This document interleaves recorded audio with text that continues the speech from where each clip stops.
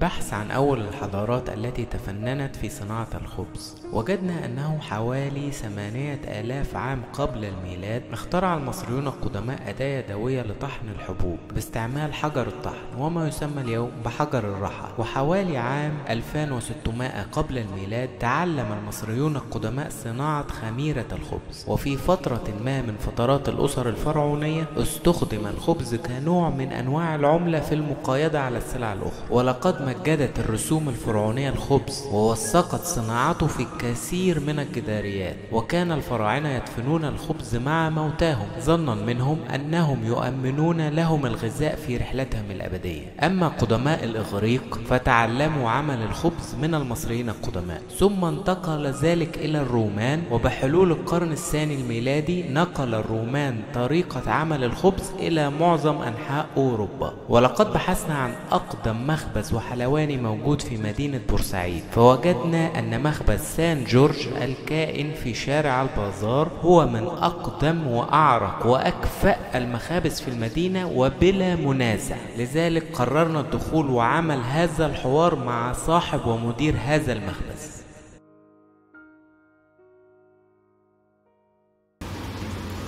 أول حاجة نحب نتعرف بحضرتك. أنا مرقس شاكر، ابن صاحب المخبز أساسا، والمخبز ده منشأ من سنة 1935.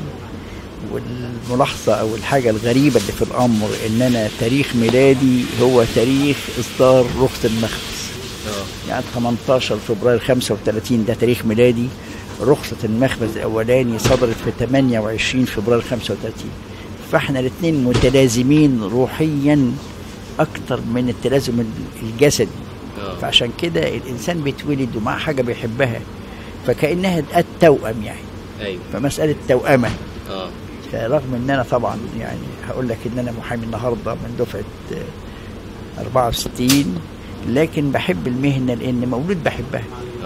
فالحمد لله انك انت ممكن تحب الحاجه بانانيه لنفسك وممكن تحبها للناس.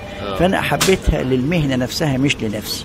فبقدر المستطاع كل ما ربنا اداني منطق في المهنه التانيه بحاول استخدم المنطق في المهنه دي عشان خاطر ارفع شأنها. فما مارستهاش كتاجر انما مارستها كواحد عاشق. وده الفرق بين اي مهنتين. يعني حضرتك ورثت بقى المهنة دي عن الوالد؟ عن الوالد. ورثها طبعا عن الوالد، لانه الوالد كمان ورثها عن الجد. وفي لسه ابن الاخ يستمر فيها برضه، لان طبعا مسألة انك يبقى لك جذور اللي هي الروتس بقى هي دي مشكلة. ولو ان هو عبء اكتر ما انه هو زي ما هو شرف، لكنه كي اي شرف عبء فبتستحمله. لازم تدفع ثمنه مقابله ايه؟ انك تبقى راهب للقصة دي. فعملية رهبنة فيها رهبنة المهنة انك انت بتعبدها بقى، مش بتستغلها انما بتعبدها. فعيشها بقى مفيش مفر يعني. تمام. اتفضل. حضرتك طبعا مالكش فروع اخرى في اي مكان تاني؟ لا ماليش فروع تانية. لا حاولت اعمل فرع او مصنع في العبور، وللاسف يعني واجهتني كل الصعاب اللي ممكنة. طيب وحضرتك مثلا المخبز ده بيعتبر مثلا آلي ولا نص آلي ولا يدوي؟ هو اول مخبز نصف آلي اتعمل في جمهورية مصر العربية قطاع خاص. ما كانش حد يعني اقدم على هذه التجربة قبل كده. فلما عملنا المخبز ده هو مخبز نصف آلي، لانه المخابز الآلية محتاجة مساحة اكبر وفي نفس الوقت تبقى الاعطال فيها خطيرة توقف كل حاجة.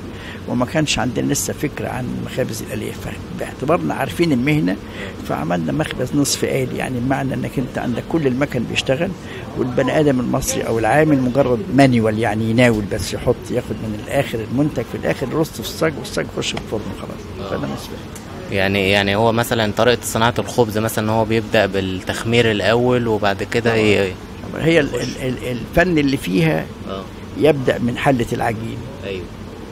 هيدي قد ايه نسب بالنسبة له، إن كان ملح ولا مية ولا خمائر، ازاي يتعمل عشان ازاي يتشكل بعد التشكيل مش مشكلة. انما المهم هو الأساس العجين نفسه. ايه اللي ممكن يبقى العجين يختلف عن التاني؟ لو زادت نسبة الرطوبة، لو زادت نسبة التخمير، لو زادت الخميرة فيها. هو ده الفن اللي المفروض ان العامل يبقى بيعرفه. اي حاجة تانية لا، التشكيل ده مش مشكلة. طيب وحضرتك لما ابتديت مثلا كانت انواع المخبوزات اكيد مختلفة تماما عن دلوقتي؟ طبعا، لان احنا لما ابتدينا سنة بعد 73 وسافرنا جبنا المكن ده من ألمانيا. فكانت بورسعيد ما فيش فيها مخابز وفيها نسبة وارد بعد ما عمل بورسعيد منطقة حرة. فالناس الغريبة اللي في البلد كانت كتير، فكان لازم عشان تأكلهم عيش. فكان قدامك مشكلة انك تعمل الرغيف 140 جرام بقرش صاغ، ولا تعمل ال5 أوزان يمثلوا 700 جرام ب5 صاغ. فكانت القضية ازاي سان جورج بيعمل رغيف بورسعيد ب5 صاغ؟ قلت له لا، كان سعر غالي، لازم يحاربوك. ما نسي انك انت اخد 5 أوزان في وزن واحد. فالحركة انك انت بدل ما تطلع 5 رغيفة بتطلع 5 رغيفة بتطلعهم في وزنة واحدة. فدي كانت قضية ومشكلة، وصدر أمر بالقبض عليا وعلى الوالد. يعني عملية كانت خطيرة يعني. وكان العيش من بورسعيد في الحالة دي بيسافر من بورسعيد للبلاد هدية، لأن ما كانش حد على مستوى الجمهورية يفكر إنه يطلع رغيف عيش بالشكل ده. رغيف عيش كان في منتهى الجمال، والحرب كانت شديدة يعني، كانت من أشد ما يتصور إنسان. لما جات الآلات في بورسعيد كان في القانون بتاع المنطقة الحرة إنك لازم تدفع 5% رسم وارد. فأنا قلت له هو أصلا القانون بيقول رسم الوارد على الآلات، على المواد الآلات المستورد الذي يستهلك في بورسعيد. لما كنا بنجيب آلات فدي مش مستهلكة، دي آلات مؤاخذة إنتاجية. فدخلنا في خلاف مع المحافظ الله يرحمه ويحسن إليه سيد بيسرحان طبعا، ومع الأستاذ متولي. عملية يعني كانت كل عقبة في كل مرحلة فيها عبارة عن حرب، كأنك بتسبح عكس التيار في كل فكرك. ودي أسوأ حاجة إنك تعيش فكر مختلف. فكنا بنعمل الرغيف ده ب5 صاغ، وكنا بنعمل رغيف الباجيت ب15 قرش في الوقت اللي كان هيلتون بيبيع نفس الرغيف ب85 قرش، والبنت تاخد 15 قرش بقشيش. فكنا بنعمل 15 قرش. ما كانش في عربية تخش بورسعيد من غير ما تاخد عيش تسافر بيه بره بورسعيد. فكان بالنسبة لنا يعني، عارف حضرتك انك انت لما بتبقى بتنفس عن اللي جواك وتقول اللي جواك كشيء كويس فتبقى مبسوط، عايز ناس تقلب. ناس من اصحاب المخابز من مصر، منهم سين من الناس مش ضروري اقول. فجاء طبعا عشان اي حد يتفضل يشوف عشان يعمل، مش مشكله انك انت مش ممكن هتقوم يعني الاحتكار مستحيل. الاحتكار مستحيل. لكن يهمك الناس كلها تعمل، انك انت لما تبقى بتتعامل في شيء والناس بتنافسك هتبان مين الاحسن في دول. لكن لما تبقى لوحدك ده ما حدش يقدر يحكم عليك في حاجه، انك انت ما فيش منافسه، لازم يكون في محافظه، لازم يكون. الحمد لله يعني برضو انتشر بعد كده كتير قوي قوي قوي.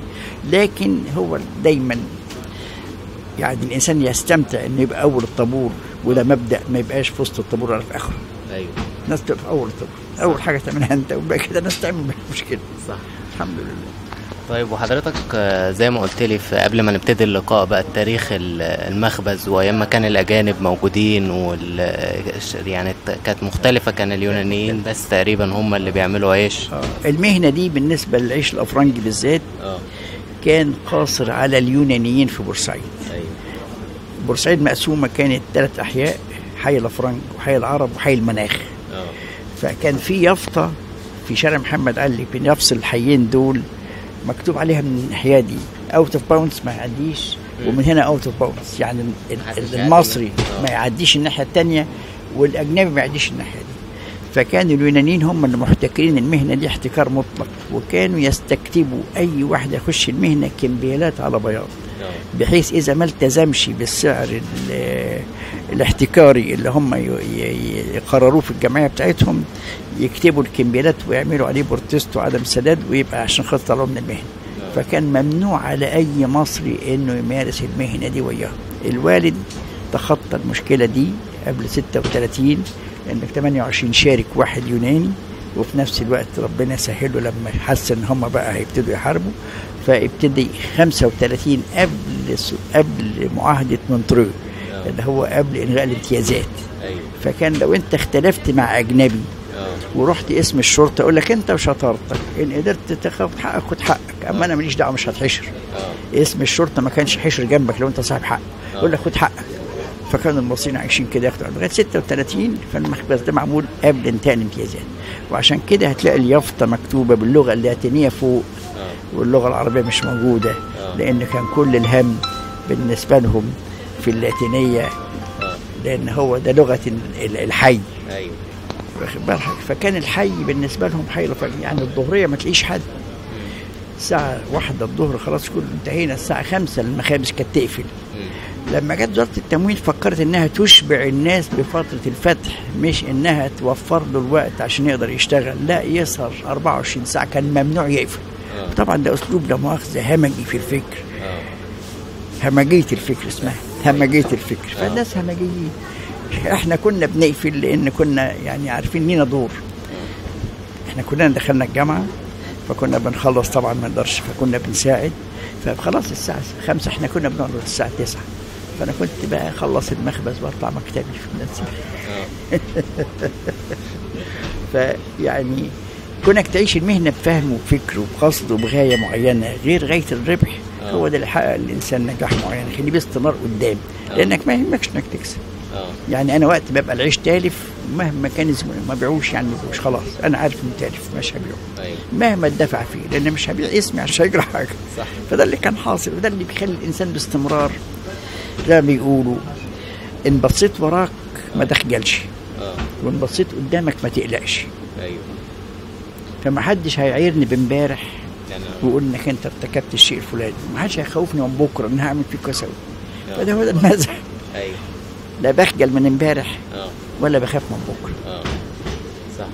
فالراجل اللي ربنا فتح عليه، العمدة عمل حفلة لكبار البلد، فعزم الناس اللي هم الأغنياء ولازم منه، فالراجل كان غني لكن كان أصله يعني فقير، فالولاد يقولوا قوم يابا قوم نروح مع الناس دول. قال له يا ابني لما يموت اللي يعرفنا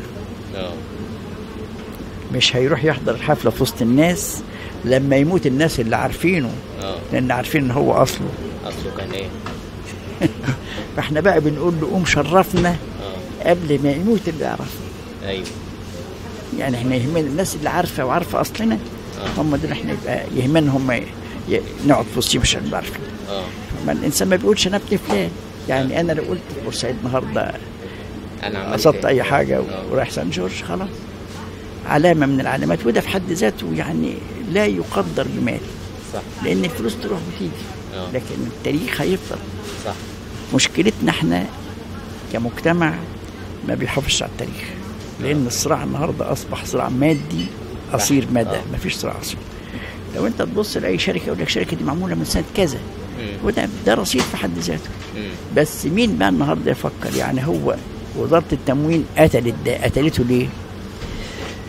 لأنها ما فرقتش في المعاملة لا الضريبية ولا المهنية بين مخبز لازم هيجدد آلاته على أسوأ فرض مهما رقع في كل 10 سنين لازم يغير. ما بيحاسبنيش ضرائبيا على إن أنا دي يعني عدة مستهلكة، فبيحاسبني على فئة معينة من الضريبة، بيخليني بدفع ضريبة شوال. أنا بقى طلعته تراب، طلعته لا مؤاخذة عيش، طلعته علف، تاكل المواشي مش مشكلة، بيساوي بيني وبين أي إنسان آخر بينتج كلام. أنا عندي محطة تنقية مية جوه المخبز عشان أزيل منها الأملاح وأزيل منها أي ريحة. محدش فكر في الكلام ده، لأنك ما بتفرقش. وطبعا يعني صاحب الفهم مكروه وصاحب الرأي مكروه، يكرهوك لأن هم مش هيعرفوا يبقوا زيك، فكل همهم إن هم يحاربوك ويكرهوك بس. محدش فكر. طب أنت المفروض إنك أنت تنمي حاجة عشان خاطر تبقى مدي نموذج تخلي الناس تعمل زيه. أنت عملت فيا إيه؟ ما عملتش فيها حاجة. يوم ما عملت عيش أبو 5 ساغ ده قاموا الدنيا وقعدوها وكتب في الجرايد. لسه الراجل بتاع الأهرام كتب رغيف العيش في بورسعيد ب5 ساغ. طب ما تفكرش ده 5 أوزان؟ طب ما كل العالم بينتج العيش بالوزن، ما خدتش ليه بالوزن بالكيلو وتساوي بكل الناس؟ ما تخليش بقى لا أسرق ولا أعمل الكلام ده. فمن يوم ما ابتدى المخبز وإحنا لا مؤاخذة بيت الصراع، لأن إحنا لا نسلم إلا بما يجب أن يكون. ما بنقولش لا هي ماشية كده. يعني سنة 46 بعد ما انتهت الحرب ابتدى يستوردوا دقيق أبيض عشان ينتجوا منه الجاتوات وكلام منه. فالوالد كان في مأمور باسم الشرد، قال له عم شاكر انا عايز عيش الابيض ده، عايز اعمله عيش مفروض. قال له مفيش مانع. فعمل لمصطفى عهدي عيش مفروض. خلاص. قبل الراجل ما ياخد العيش الناس اقبلت على العيش المفروض، فابتدى يعملوا عملوا له محضر تموين، دخلوه جنح التموين. فدخل الحرب بيسالوه بيقول انا بشتري، فكان رده انا بشتري دقيق من غير كتالوج. يعني بشتري الدقيق من غير كتالوج، يعني اعمل الشيء بالشكل اللي يعجب المستهلك مش اللي انت تقول لي عليه. فكرة في الابداع والتجديد يعني. عشان اعمل عيش مفرود، اول واحد عمل عيش الابيض عيش شامي، واول واحد عمل العيش لما اكثر العيش الطري والعيش الناشف. أيوة. الناس اللي كانت بتسافر السعوديه كانت بتاخد من هنا حاجه يعني بيسموها جلته، هي مدوره كده تتخبز على البلاط في الفرن الطوب وتتخرم عشان يبقى معها عيش ناشف. طول ما هناك ياكل عيش ما يقدرش ياخده وياه الناس، العيش الناشف ده ياخده من هنا معاه يروح السعوديه، ما كانش تلاقي فيها عيش. السعوديه ما كانتش بتنتج عيش، كان ياخد العيش من هنا ناشف بالشكل ده زي البيته دي بس مخرمه وناشفه. فده تاريخ مهنه، يعني ما حدش في دماغه انك ازاي تحافظ على فكر، يعني المفروض انك انت تعمل، المفروض انك انت تعمل. يعني كل الناس استخدمت المحسنات، انا عارف ضرر المحسنات ايه فما استعملتهاش. كنت لسه هسأل حضرتك السؤال ده.